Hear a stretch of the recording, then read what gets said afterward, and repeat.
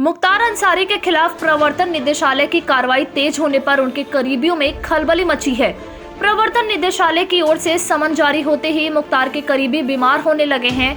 कोई कस्टडी में आने के बाद गिरफ्तार हुआ तो कोई समन मिलने के बाद ईडी की टीम करीबियों को पूछताछ के लिए बुला रही है। कार्रवाई पूरी होने के बाद अवैध संपत्तियों को अटैच किया जाएगा।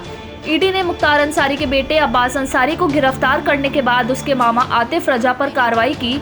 गाजीपुर से आतिफ के रिहा होते ही ईडी ने गिरफ्तार कर लिया।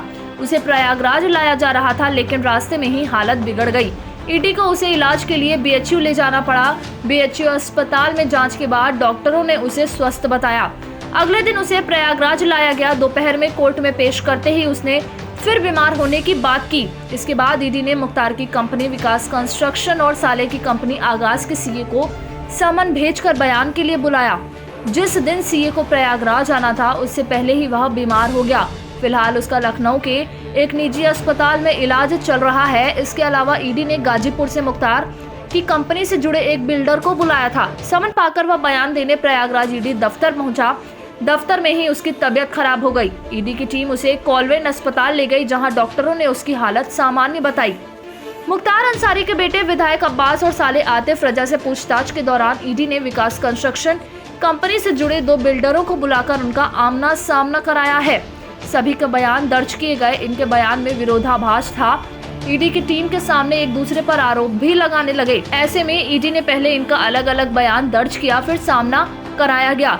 विकास कंस्ट्रक्शन कंपनी के करोड़ों रुपयों को एक दूसरे के बैंक खाते में ट्रांसफर किया गया था। कंपनी से लाखों रुपए विधायक अब्बास के बैंक खाते में ट्रांसफर किए गए। इसी तरह गाजीपुर के अन्य लोगों ने अब्बास के बैंक खातों में रुपए जमा किए थे। आतिफ रजा की कंपनी से भी लाखों रुपए ट्रांसफर हुए। जिन लोगों ने रुपए जमा किया और कंपनी से रुपए लिए थे, उनको भी पूछताछ के लिए ईडी ने कार्यालय पर बुलाया था। शुक्रवार दोपहर तक ईडी की कस्टडी में अब्बास और आतिफ रजा थे।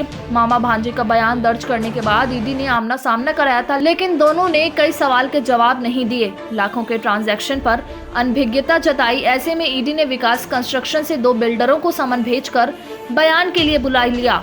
इन दोनों का सामना कराया गया। कई सवालों में चारों उलझ गए और एक दूसरे का चेहरा देख रहे थे। एक ने चुप्पी साध ली थी। सभी के बयान रिकॉर्ड किए गए हैं। ईडी की ओर से अन्य लोगों को भी समन भेजकर बयान के लिए बुलाया गया है।